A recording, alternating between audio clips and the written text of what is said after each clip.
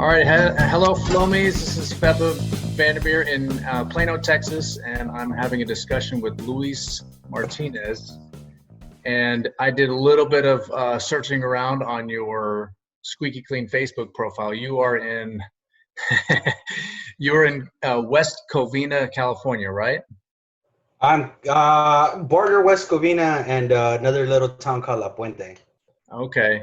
Well, I figured we could start off by you telling us a little bit about where you live and how you started your business, and a little bit more about yourself. Um, it's gonna be super informal, just more of a discussion. We met at the IWCA convention in Savannah, Georgia, and we're all off on different schedules, trying to go to different classes and seeing different vendor booths. And so I was like, man, this discussion started forming in the flow group on just interviewing people and just having discussions and sharing content with other people. And so I thought, hey, maybe it'd be fun to chat with Luis, see what he says. I get to know him a little bit more. So tell us a little about yourself. Cool. Well, thank you for having me. I appreciate it. Uh, a little bit about myself. I basically started a maid service. That's really how I got started. And it kind of happened a little bit on accident. I was actually trying to start another a clothing line where I wanted to license local artists' art and put it onto some shirts and sell it and basically promote their art, but at the same time, make a little bit of money. That was really what I wanted to do, and I actually kind of wanted to do that in the near future. At the same time that I started that maid service, I actually co-founded an open mic where we wanted to give a platform to local artists such as like poetry. They want to share their music. I'm pretty big on poetry. That's actually one of my biggest hobbies. Um, so one of my friends reached out. He's like, "Hey, Luis, I know you've been trying to get that clothing line going. How about we start a business, make some cash, and build capital? Then you could go ahead and do whatever you'd like with that." And I was like, "You know what? That's actually a great idea." We were actually all salesmen, so I knew that they weren't going to be shy when it came down to going out and finding some work. We used to do door-to-door sales together. So I was like, okay, let's go ahead and do something. We Googled what's good business to start if you don't have any money, and cleaning came up. So we actually took off with the cleaning maid service. We actually would walk in. We didn't know, none of us had owned a business. So we would actually walk in dressed formal with ties and everything into every estimate. And the customers would be like, "Hey, Luis, like, you know what? You guys are the best dressed ever." And that's why I went with you guys. We didn't know any better. We just knew we had to make an impression. And then, using our sales technique, we would make sure we would secure the customer. And that's how we kind of took off. It didn't take very long. I mean, it was myself and three others. It didn't take very long, for two of them to show their way out. They just, weren't really feeling it. They left on good terms, fortunately, and it was just myself and one other person. And sure enough, people started asking me like, "Hey, do you guys want to clean my windows?" And we're like, "Nah, we don't know how to do that. That's not really our thing. I mean, we could take care of your shower glass. That's what we knew how to clean." And they're like, "Well, it's basically the same thing, and I'll give you 150 for it." And I'm like, "Oh, okay, like I charge you 120 for this whole job. I'll go ahead and I'll do your windows." And I was so naive to it, which is kind of like probably like one of my biggest strengths, I realized, because I think you do have to be naive when you start a business to think that it just might work, because if you focus on statistics, you realize like, what, the majority of businesses actually fail. Um, so I went ahead and I treated it like I was washing shower glass. I didn't know any better. Went to Home Depot, bought a 12-inch Unger squeegee. I would actually put barkeeper's friend on every single window with the blue non-scratch pad because I didn't know any better. Um, and then after I started watching like Keith Kalfas on YouTube, Yeah. and he's like, "Hey, this is how you clean a window. This is how I started my business with no money." And I was like, "Hey, you know what? This guy's kind of he's singing my tune, so let me go ahead and check him out." And that's kind of what I used as a platform. I actually bought his course for like $30, and I read the whole book, and I actually still have it on one of these files. And I was like, okay, cool. So I don't need to use barkeeper's friend on every single window. And yeah, and then after that, I started going on YouTube. I started networking with local window cleaners, which has been probably like the biggest blessing for sure. One of the guys that I met, he'd be someone most people would call a bucket Bob, but being the kind self that he is, he's like, you know what?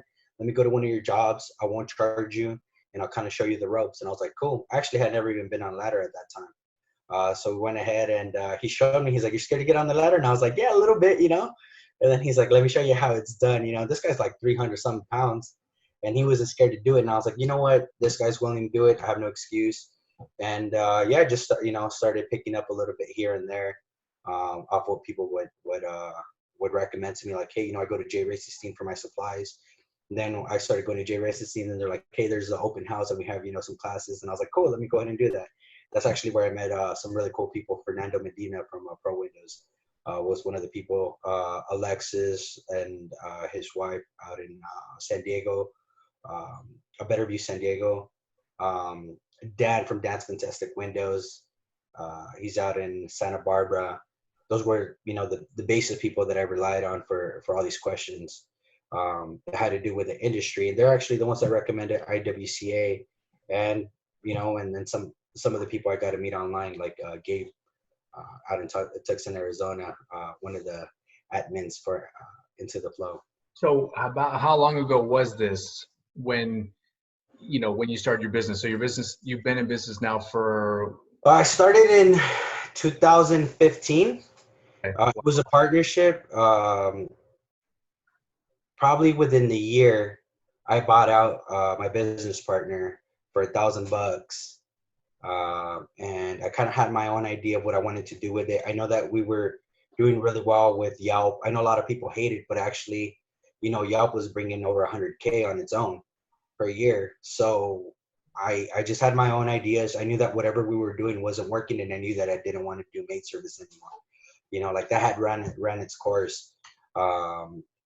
And then in 2016, I became a sole prop, and I have been since, and hopefully soon an LLC.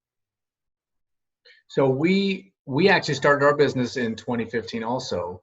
Oh, no way. That's awesome. Well, it's been about 5 years. Okay. It's a very similar, actually, you're coming at it from like you started from scratch, and you kind of were following the signs towards towards window cleaning. I actually had a career with the city of Dallas Water Utilities. I was already working there. I was waiting tables to make ends meet, and it just wasn't working out. And so I kept hearing great stories from my dad about how awesome window cleaning was, how much money he was making. He's always telling me that. All right. And then I tried to get a job with a private environmental firm. It's environmental health and safety. And then all of a sudden, it just didn't work out with this company. And so I basically got laid off. And fortunately, I was tinkering with the window cleaning at the same time. Okay. And I had my wife, and Sarah, she's brilliant. She was like, yeah, let's go ahead and let's try it out. And so she plugged us in through Nextdoor and Yelp. Wow. Okay. So you all used Yelp, and we use Yelp and Nextdoor, and those reviews helped to get the word out in the neighborhood. But I remember being pretty scared in the beginning. Yeah, it's scary, man. I had no idea that I could support the family with this business and do so better than I was when I was working 2 jobs. So but I didn't have a partner at the time aside from my wife Sarah. I didn't have another independent partner going in.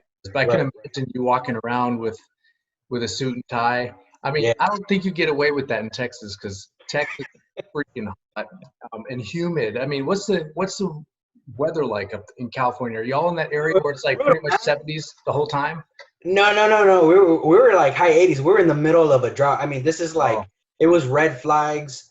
There was these crazy California fires at the time. We were just idiots. Yeah. Oh, I'm imagining you with like wiping the sweat off, and we got that sweaty armpits and everything. Yeah, no, that was happening. So you said you're interested in poetry, and I imagine that might be why you're also into the Beatles, or did you start off with the Beatles and then kind of branch into poetry from there? Like, You know what? Actually, I began to understand music through poetry first. Um, I kind of liked the beat, and it was a little old school. I always thought it was really cool, to be that person that listens to older music. So it's not just the Beatles. Like I love everything, I mean, even like Loretta Lynn, a little bit of country, just that really old stuff, Johnny Cash too. And once I started getting into poetry, which is kind of like, in the beginning of high school, that's when I really absorbed it all in, then after I was like, okay, cool. You know what? Because I like poetry, I also like the Doors. And then, because it's really soulful, I also like Janis Joplin, yeah, and so forth. Yeah. that's kind of like I've always liked. Well, um, Yeah. it's interesting because my kids, they really were not interested in music, and now as they've started entering into the preteen teenager stage, they're starting to discover this stuff, and it's pretty interesting to watch them kind of their minds opening up to the same stuff that I used to. Yeah, that's amazing. Proud dad moment. Yeah, well, I try. But anyway, I also I'm a big fan of the Beatles, Stevie Ray Vaughan. Oh, Um, that's awesome. I've got a bunch of you know I have gotten so into podcasts lately. I probably need to get back into music, but but I really my day is has been so improved with music. I think I've been allowing myself to listen to the news a little bit too much lately when I'm working, and that's just like it hasn't been very uplifting. Um, Oh, but so California, West Covina, California. What do you enjoy doing there? Um, I saw y'all had like y'all have some mountains just to the east of you, right? Just a little yeah. to the east, but Actually, you're not too far away, we have Mount Baldy, which is pretty popular around here. People go out there, go do a little bit of skiing. About an hour out, we have a Big Bear, about 30-40 minutes in any direction southwest. Pretty much you'll hit up all the beaches. So I'm pretty fortunate. I'm right in smack in the middle of everything, and because we do have the mountains nearby, we don't really get that super dry heat like the rest of California usually does. So it's pretty pleasant all year round. I could tell definitely I'm blessed, and that's actually a great thing because we're in this valley where we get great weather all year round. So even in winter, we're cleaning windows. I mean, I'm talking Christmas Eve. People are willing to pay big money for you to come out and take care of some windows and pressure washing. So I am pretty blessed in that aspect. we do have a longer season than our folks up in the northeast or whatever, in the Right. northwest, northeast, or central area. But but the summers are pretty unbearable. Like Oh, really? we are in all out survival mode. Like when you wake up in the morning, it's already in the 90s, mid 90s, and it's just humid. And I think I've been learning the hard way over the last 2 or 3 years, probably since I started the business here, that I've been exposing myself to heat stress on a regular basis. I just didn't know what it was.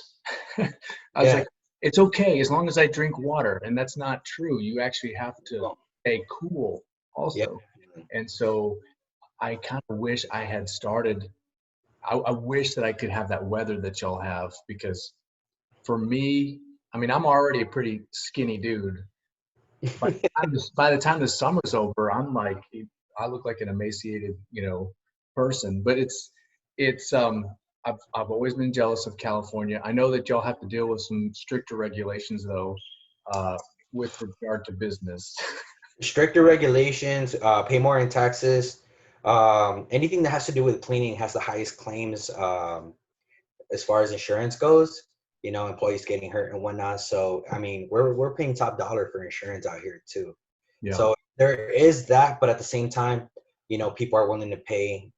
At least what I've heard from other people around the country, they're like, "You charge that much for window cleaning?" I'm like, "Yeah, it's pretty standard around here, Or how you charge this much for that?" I'm like, "Yeah, because I'm pretty diverse as far as the services that I offer, So we'll do like flooring too, and people are telling me like, "Oh," or I used to do carpet cleaning for a little bit too. They're like, "You charge this much for carpet cleaning?" That's really standard around here, And, people are surprised. I'm like, no, I'm not even charging top dollar either. At the time I wasn't, at least. Yeah. Yeah. So when you started your business, you were doing shower glass. I mean, that's what you knew how to do. Then you branched off to window cleaning. But I've had phone calls with you over Facebook Messenger, and you've helped me out a few times. I was standing on a roof trying to clean it for the first time. I'm just dabbling with the soft washing stuff, and you were kind of coaching me, and I really appreciate that. Yeah, Uh, you're welcome, man. Glad I could help. so you do soft washing, you do window Yeah, cleaning. so because I'm able to communicate really well with people in the industry, naturally, I've taken on this industry, whether it's window cleaning, pressure washing, soft washing. I've become engulfed in it, and as a result, I've been able to, get rid of services. Like, I definitely know I don't want to do carpet cleaning. I know that I don't really want to focus on flooring, like, polishing marble, travertine, and all that, which I do currently offer still. The support system that I have in this industry is phenomenal. Hats off to Into the Flow, that thanks to them, they were able to get me a paid year with um, IWCA. So because I feel that support, I now know, okay, you know what, I'm gonna go all in on this. I want to throw Doug in there too, who's been a huge help and mentor as well too. And I actually got into soft washing not long ago, probably like last summer. So I'm not that much ahead of you. I just had used that exact same system that you're working with, so I kind of knew a little bit of kind of some of the issues that you were dealing with.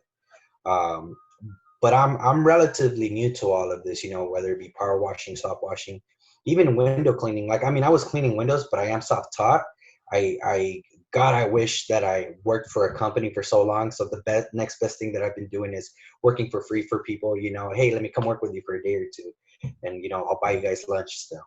Um, that's something that I'm trying to do to catch up, because I don't have that background.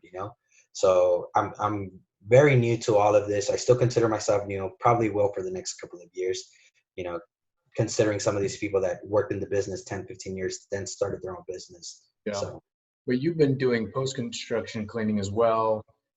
You're doing the whole, and you offer the whole package to a lot of your clients. Like when people need to make their house ready to, after construction, you're in right. there vacuuming, you're cleaning up the walls, cleaning the dust. Like for us, the extent of our construction clean is the glass. That's it. We've thought about doing what you do, where you charge per square foot, and you're like making the whole house beautiful for sale. Um, I've always been curious about that. Just haven't had the opportunity to do that. Right. It's kind of a new area for us, and we've been staying busy enough with what we're currently doing that I haven't really had that amount of time to step into that other area. So Yeah. One thing that I do encourage people, as somebody that's tried a lot of different industries, is try it out. I always start with the customers that I trust the best. Like, hey, you know what? Like, even if I do it for free, like, let me wash your windows downstairs for free. Like, I just want to get some practice. They're usually not going to say no. I actually started with construction cleaning because we would cold call realtors, insurance companies, like, hey, what? We're a new company. We offer these services. Let us know we could be a help. And sure enough, these insurance companies that were basically, somebody had a flood, they just finished construction and they needed somebody to come in, they would start contacting us. Now, the interesting thing about that is that they don't just need, like, I need you to, pick up the dust and mop the floors. It's like, hey, I need the windows cleaned. I need the floors polished. I need the carpets cleaned because I need it to look, good for the customer that is paying for their insurance. So because of that, I was able to, like, smooth into a bunch of different industries, and that's actually the pretty much the only reason why I started doing so many things, is because it's kind of what was required of it. Also, a friend of mine was really pushing me to get into movie set cleaning. Um, his best friend does, like, all these big Hollywood movies, and he's getting paid a ton of money for it. Like, after Transformers is done filming in downtown LA, you got to come in and clean it up, and you have to leave it exactly the way it was before. And those companies make a lot of money, but he's like, hey, you have to learn this, this, and this, and that's kind of like what set the light bulb for me to start learning all these different things. If you are going to get into construction cleaning, because I've actually been asked quite a few times from people in the window cleaning industry, is definitely try it. You know, you don't have to say, hey, I'm going to polish your floors, I'm going to do this, I'm going to do that. Start with something simple, as most people prefer anyways, which is like, hey, you know, there's a lot of dust. Go ahead and, you know, you just mop up the floors, wipe down the surfaces, get educated on what surfaces you're working with. You know, if you're working with natural stones, don't be using any acids to clean, you know, because it's going to react.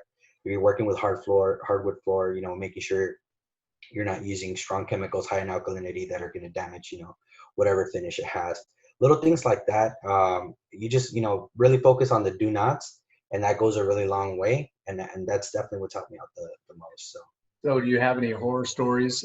Did you make any mistakes the hard way? It sounds like you did your research beforehand, but I'm curious to see if you just went right into it. You didn't just go into it. You actually did some research first. But I'm feeling like there probably is a horror story in there somewhere, right? There's quite a few. You know, it's funny that I've been so blessed for the ones that were my mistake. Rule number one about sales that they taught me was make them your friend. You know, you're not going to get the sale if you don't make them your friend. And I'm very genuine when I talk to people. So I think that goes a really long way. That the worst ones that we ever messed up. I mean, I remember the first window that I charged for, there was oxidized vinyl, you know, and the second story at the time, I'm still scared to get on ladders, you know, as I mentioned earlier. So I go to Home Depot, I buy, I buy this extension pole. The whole glass was covered in white streaks, you know, but I was so nice to the customer, you know, respected each other so well. She paid me half still, even though I refused. She still paid me half, and she didn't write a bad Yelp, which Yeah. has been the case probably about 5 or 6 times where the customer's like, look, I don't want to hurt your business because you're a really hard worker and you were really nice to us. You know, and of course, you know, they're a little mad, and so is the husband, especially the husband. Yeah. But, you know, because I made him my friend and I treated him with a lot of respect, you know, I was pretty, I think I got all let off pretty easy, you know, so. Yeah, if you're not, I find that if you're not taking things defensively or as an insult, and Right. you are legitimately willing to make it right, and they can feel that sincerity, then most of the times you can get away with a lot of things. I mean, I've accidentally broken storm window panes before, Right. uh, and that's just something that you can have something leaning against a step ladder in such a way that the wind just blows it over. Or some of these storm windows are just ready to break when you take them out. But as long as you're saying, you know what, I'm going to get this fixed, I know a guy, blah blah blah. Usually it works out pretty well. But if you take it the other way and you start to argue, that's just the worst. That's just the worst thing that you can do. This coming week, actually, we've got to deal with a potentially clogged gutter. We just say, we'll take a look at it. It shouldn't be overflowing. We were just there a couple of weeks ago. I'll talk to my guys, see what happens. But sometimes it could be just a leak or a repair that needs to be made, which is not something that we do. We just clean the gutter. Right. So, but I'm curious to know a little bit more about your sales experience. So what class did you take? Where did you learn where did you pick up that skill?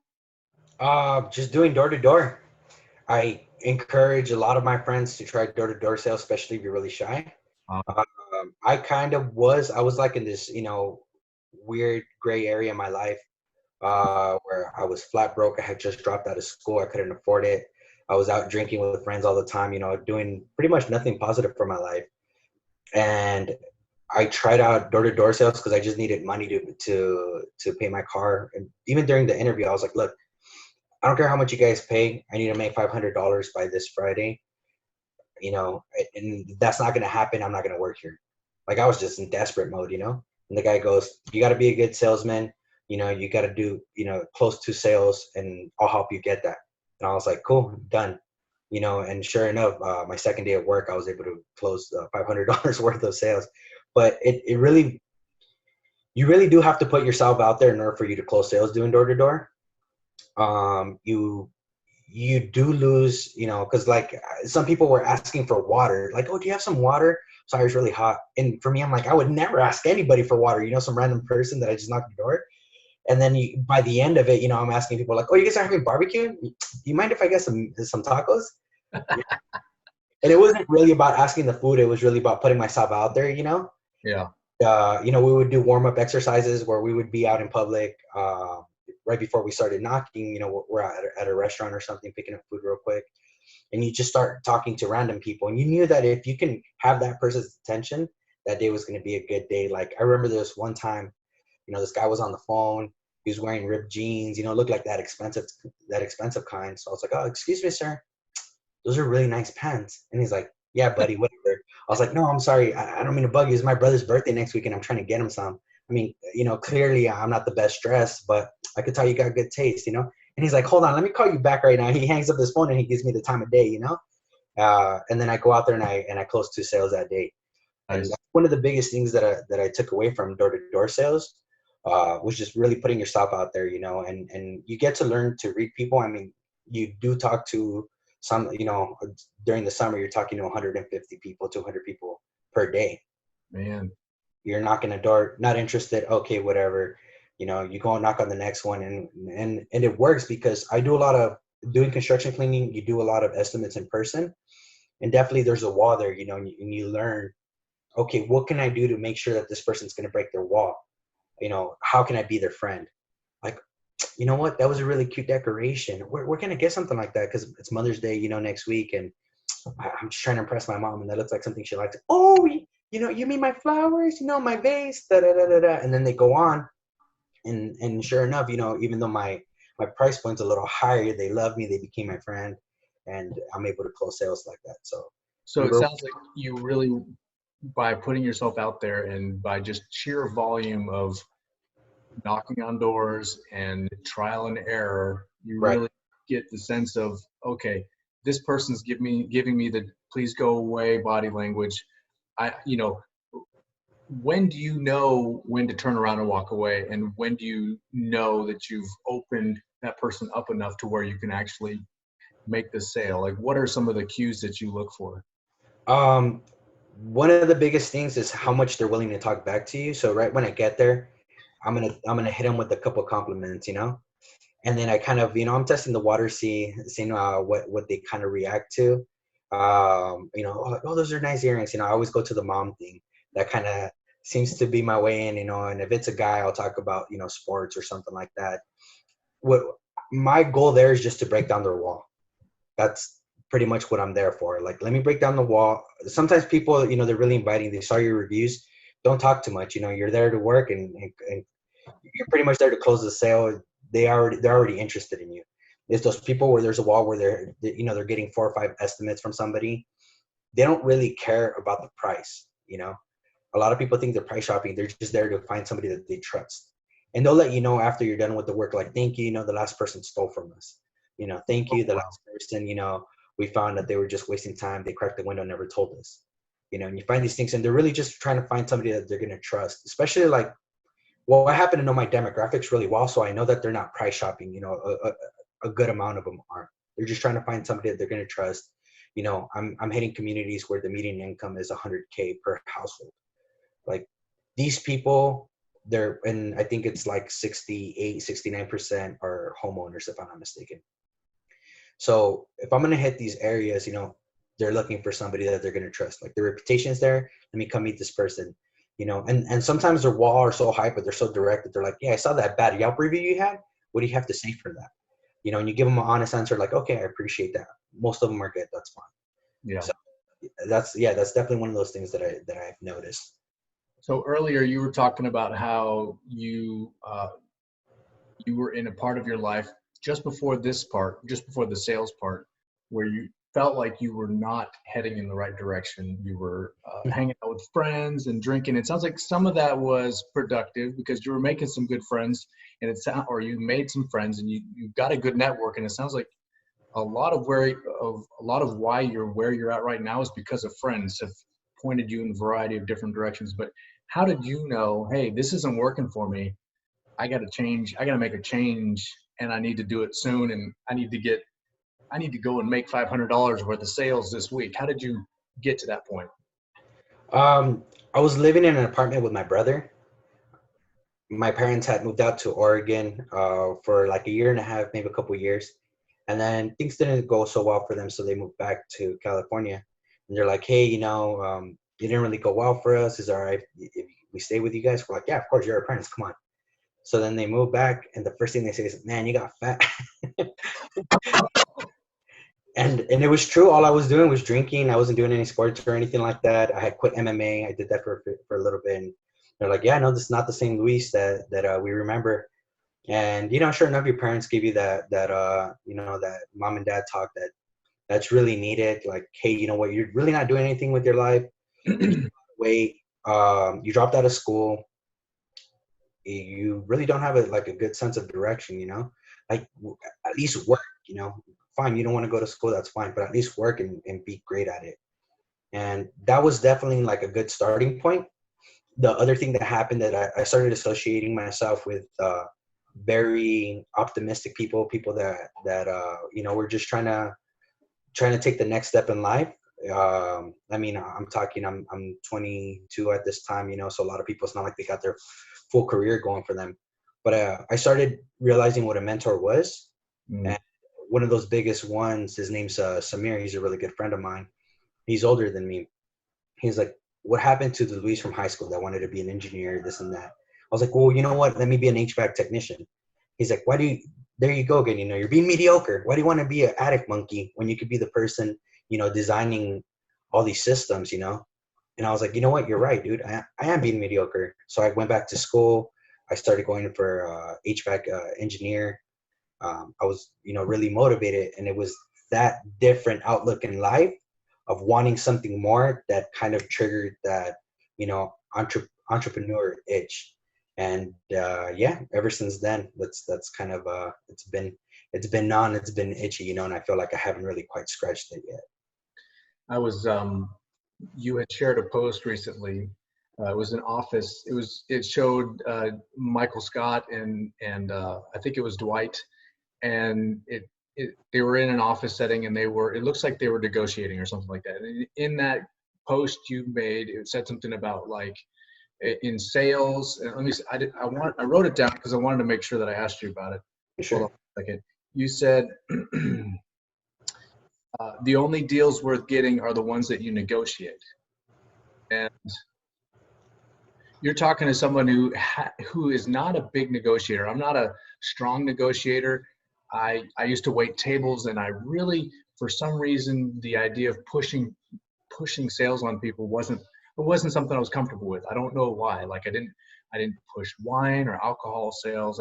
I just, if it felt right, then I would present that part of the menu. I'm sure I was not their favorite server. Things started changing a little bit, obviously when I started becoming a parent, then I needed to make more money. But tell us a little bit about that. The only deals worth getting are the ones that you negotiate. I'm curious to learn about that. Yeah, so early on, because we didn't really know what we were doing with the company, we were undercharging. I mean, we would have not 1 or 2 days, we would have several days where we're making like $6-7 an hour, killing ourselves. And that actually, this is a customer of mine. His name's Troy. He's a real estate agent. He does a lot of commercial real estate. And what we would do maintenance on his warehouse. And in this warehouse, he had a bunch of luxury cars. I'm no car guy, so I can't tell you which cars they were, but they were really fancy, old looking, And so we would just come in and maintain it. And then one day he finally let us clean his office. He's like, you know what, go ahead and clean it today. We're like, cool. Walk in there, start cleaning it. He has all this motivational stuff, really old, cassettes from the 80s, motivational speaker. I already forgot his name. And then he had a phrase that was framed, and it said, the only deal worth getting is the one you negotiate. And it didn't hit me the first time. It was probably around the second or third time that I came into the office to clean it that I was like, wait, because you just read it and it's whatever, live, laugh, love type of thing. Like, you don't really think much of it.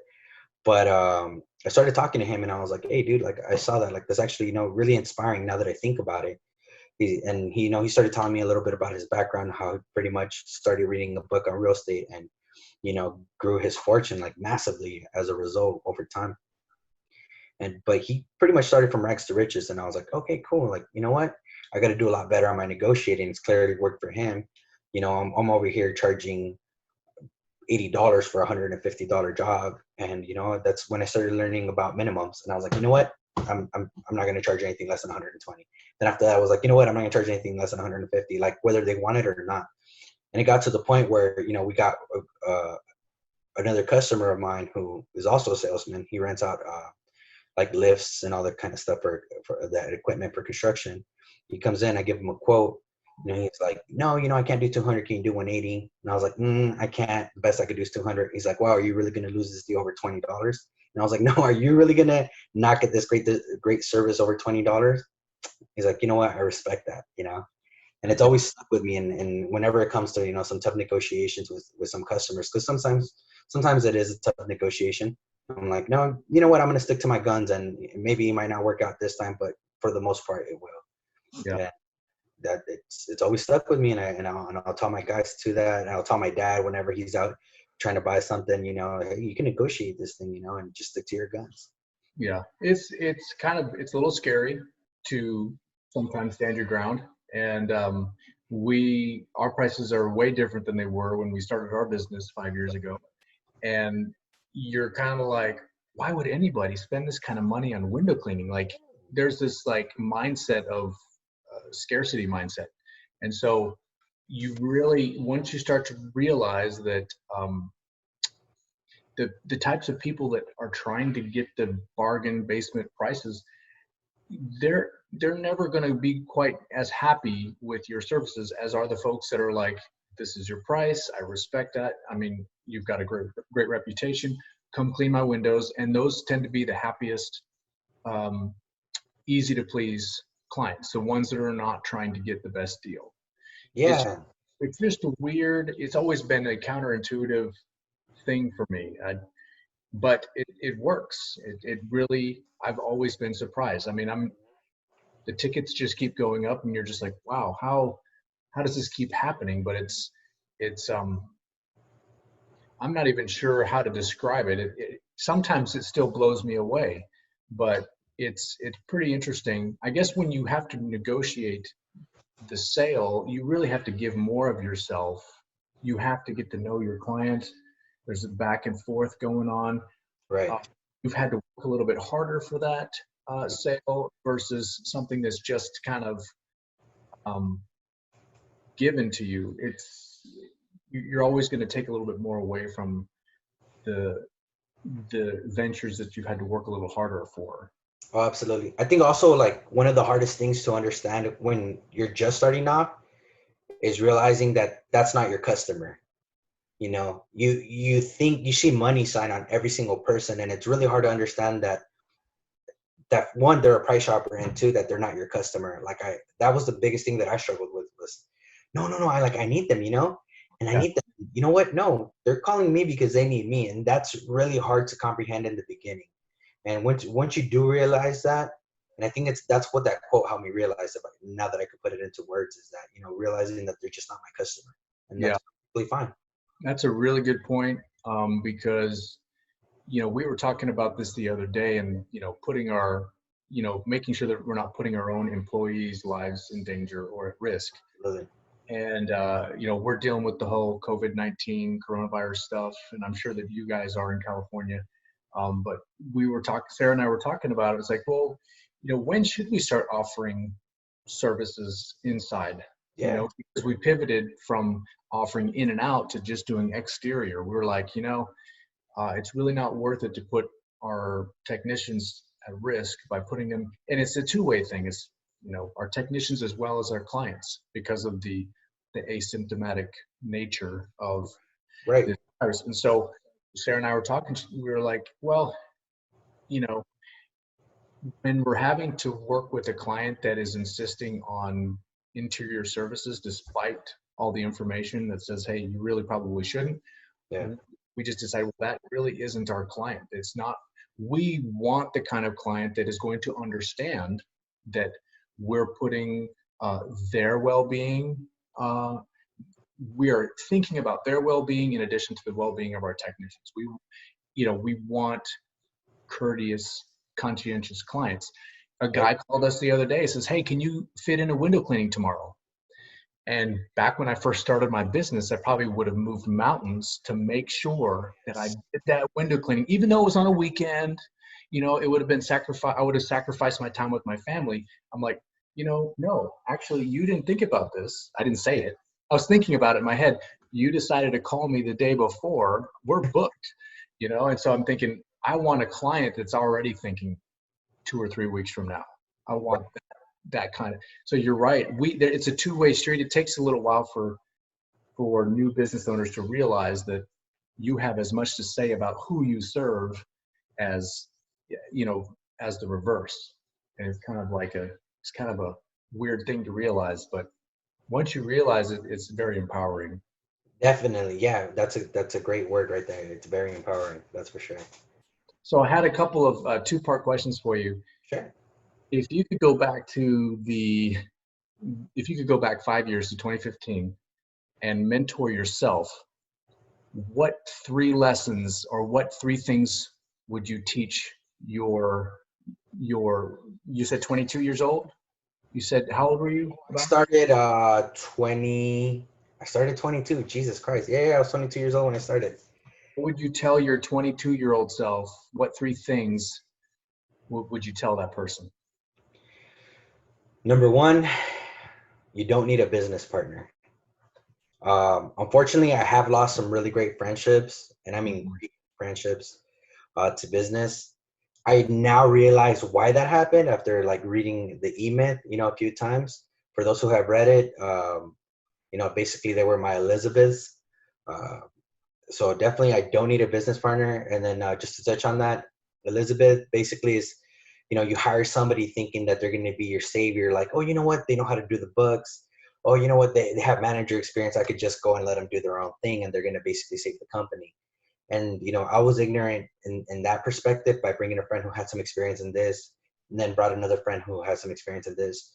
And unfortunately, they can't save my business for me, especially for work that I wasn't willing to do myself. So I did lose some friendships as a result, and it really was just, it was bound to happen. It was in the beginning, it's working out great, everything's good, then we start getting a little more business, we start getting a little bit busier, and you start seeing all the holes in your plot.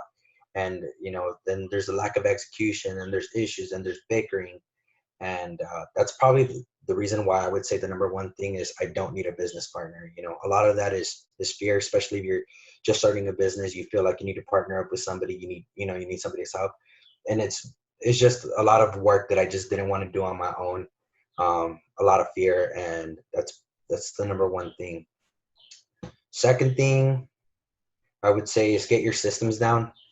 I've been in business for 5 years, and I'm just barely understanding why it's important. And I really wish that I knew that in the beginning. Same boat. That's comforting. And it sounds really selfish, right? But it is comforting to hear that other people have been in business for like 5 to 10 years are just doing it. And I'm like, okay, so I'm not a complete wreck all on my own. And then probably the third one is to manage your time.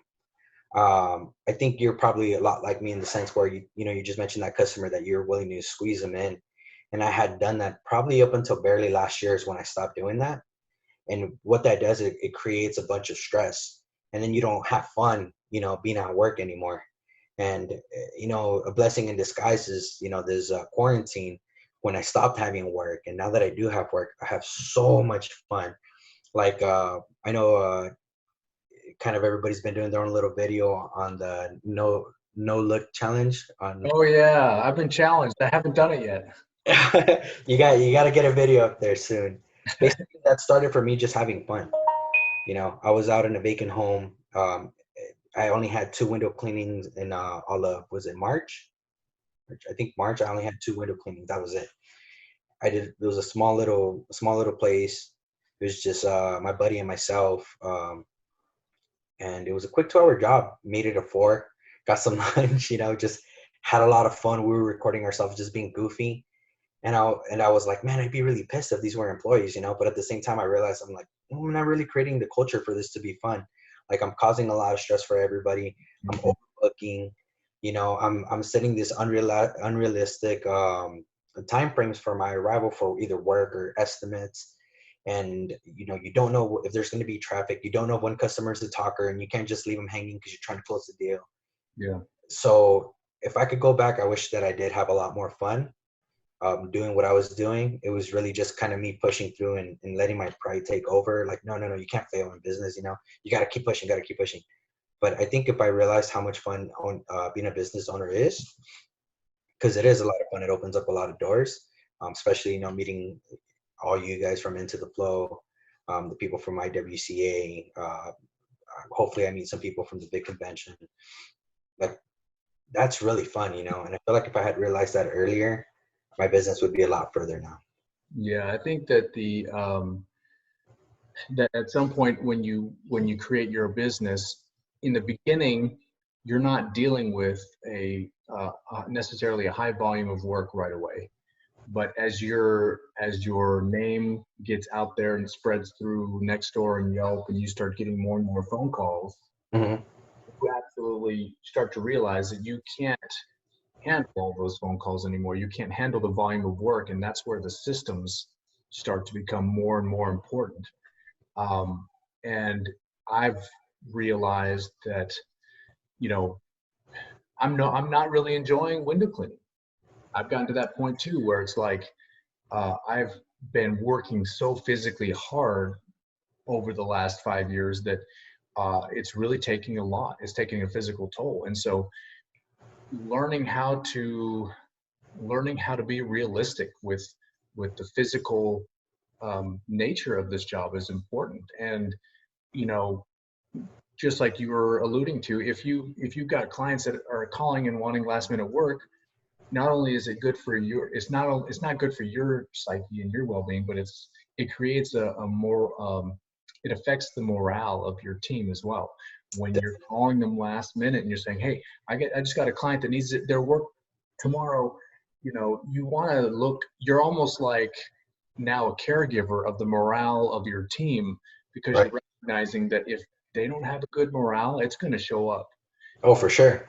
Clients are going to notice it. The work is going to start to suffer. And as an owner, sometimes you don't realize you crossed that line until it's too late. But so the other part of that, yeah, when you start talking a little bit more about how you can make your business more fun, I may want to call you back and ask you more about that too, because I haven't figured it out yet. um, but so the other part of that question is, if you had a mentor, if you could go 5 years into the future and talk to your future self at let's see, 32, 30. 32, what would you like that 32-year-old self to teach you? What three things do you think that you need to know right now? Um, I'd say creating company culture. That's something that I'm still constantly working on. Like, one of the successful things because I try a bunch of different things. Like, I like to, what they enjoy doing. I'm very open-minded, and I like to try new things. Like, oh, okay, you like to go shoot pool? Tell you what, we kill it this week. We're gonna go out and shoot pool. We'll go have fun. I'll buy the beers. Get some food. It's on me. We'll just go out and have some fun.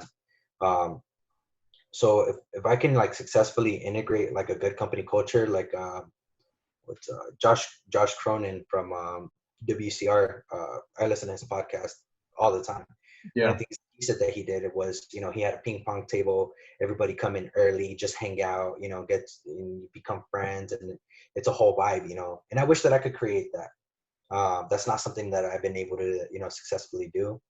Um, so it's something, I think creating like company culture would be probably one of the biggest things. I think there's a lot of things that I still don't know. You know, so I don't know too much more that I would ask future Luis. I wish that I knew now. Like, there's a lot of things that I just figured out that I need to know. So I'm gonna be working on that and just kind of seeing how that goes. Um, but that's one thing that I do wish, like, just being a better leader overall. I think that I'm a very positive person, so that does kind of help out. But just, kind of establishing where, somebody wants to wake up and they want to go to work that day, and they feel that their life is just that little bit better because they're going to come in and walk through that door. And they're going to be, they're going to have a little bit of money in their pocket, but not just the money. They're just going to have a great experience with me. Yeah, I think that's what stood out about you when we were all talking about who we would like to interview for these little podcasts was, you seem like a very positive person. You had just won. I didn't know you before learning that you won the essay contest, or you were amongst a couple other people that had submitted an essay. I can't remember how many submitted it, but you were one of the few that um, it allowed you to take a trip to Savannah, Georgia, or go to the IWCA convention. So Right. that was pretty cool. And so I was like, okay, he seems like a pretty cool guy, pretty upbeat and optimistic, which you kind of almost need to have a certain level of optimism to Absolutely. this. And I think if you continue to work on your systems, you're going to be able to create that space that will allow you to work on that culture that you've been wanting to work on. You got to get Luis out of the field. I'm in the same boat because I've been trying to get out of the field more, so I let my team do the work so that I can work on the things that the business needs to work on. And you can't work on those things unless you're out of the field. Right. It's going to be hard for you to create that company culture if you're like engrossed in the cleaning element of it. So for me, that's been my biggest challenge is I'm just not an organized person. Like you, I'm a hardworking person. Don't get me wrong. Right. I will work and work and work. My struggle is just organizing my time. So when I have a day off and my guys are working on their own, I need the discipline to work on the things that I ordinarily would not be working on because I'm no longer out in the field. That's my problem. Right. So, I think, let's see, how long have we been talking? I have no idea. So there was one other thing was, let's see. So I know you like soccer. What are some of the other things that help you to stay motivated and optimistic? And what are some of your favorite things about being an entrepreneur? Some of the things that definitely helped me out was just being in sports overall. Mm. You get to see who's a good leader, and you kind of want to, you start leaning towards that person, and that's kind of helped me associate with myself with, people that I feel are gonna bring out the best in me. Whether it was I did cross country through all of high school many pounds ago. I did soccer for pretty much my whole life. I did MMA for going on 10 years now. So I did a lot of things, but I always had great coaches. I always had great mentors in every single one of those things. And that's definitely helped me out a lot at making business decisions. I'm able to that's what I try to do, try to draw parallels, like in past experiences, like, oh, in sports I did this. If I can apply that to business, that's going to help out. The things that I've enjoyed the most about being an entrepreneur is the fact that you do get to learn to think out of the box with certain things. You do have, unfortunately, you'll get that friend like, yeah, I don't know what I'm going to do. I need some money, and when you're an entrepreneur, you're like, I'm not going to let myself, sink and hit rock bottom. I'm going to go knock on some doors. I'm going to make sure that this gets done one way or another. I'm not going to let this boat sink. I'm going to die trying if I need to. And the other thing that recently just happened is that I'm able to travel within the US now. So I'm going to get a network with some really cool people. I get to, travel. Like I was able to go to Savannah, Georgia. I plan to go to the big convention and any other conventions that are happening, between window cleaning and power washing. So I think Florida has something. I think Texas has something here and there. So I get to travel the US and network with some people. And that's kind of what I really look forward to. Like one of the biggest things that I was trying to do before Corona was volunteer my work. Like, hey guys, whoever wants to let me come over, and open invite to anybody who's listening, that if I can come work for you for a couple of days, we can set something up. I don't mind paying my own plane ticket. I'll pay for my hotel and I'll buy you guys lunch. If we can make something happen, that'd be great, because I actually take away a lot, whether it's a day or two that I'm working for somebody, because I didn't grow as like an employee in the industry. So I have a lot of catching up to do, I feel, and for me to be a better leader, I have to understand a lot of those basic fundamentals that unfortunately I never picked up. Yeah.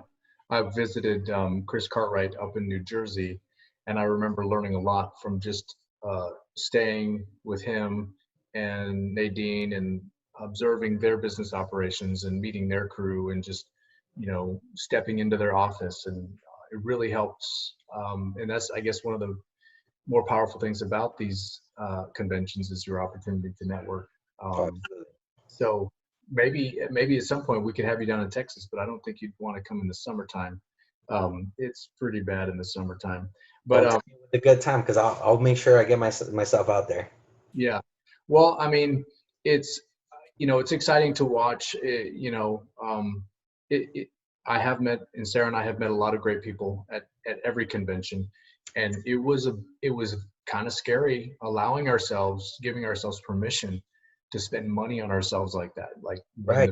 the first convention we went to was the big convention in Louisiana. It was New Orleans, and Oh, that's dude. where we met Chris Cartwright and a couple other people. And it was scary to do, but then you know it was always, uh, do we spend the money on ourselves to do this? And then after that first experience, it was like, how could you not? Right. The money. We learned so many things. We met so many great people. It was almost like we recharged the battery that is the backbone of you know our business. We recharged that battery. We came back home invigorated with new ideas, learning about new systems, and that's been the most powerful thing. And so, you can call it almost like a workcation, like a vacation, a little bit of work and vacation at the same time. But you know, that that is one thing. Like if I could go back and tell myself, you know, 5 years ago, I would say, spend the money on yourself, go check out these conventions, I love that.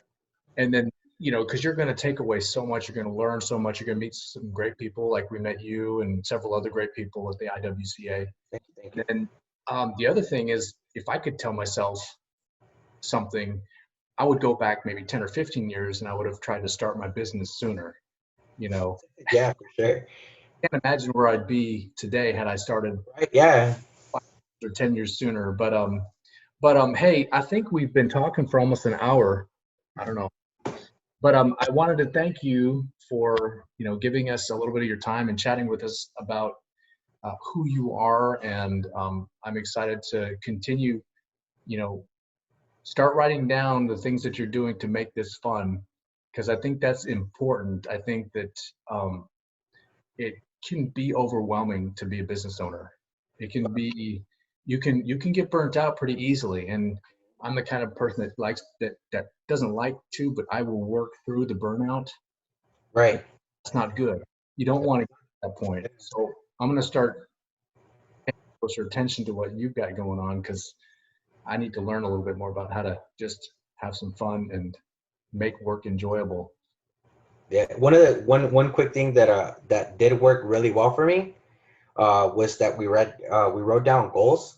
Every Uh, single person did. It was really just myself and two others, but we all wrote down our goals together. What we wanted a short term.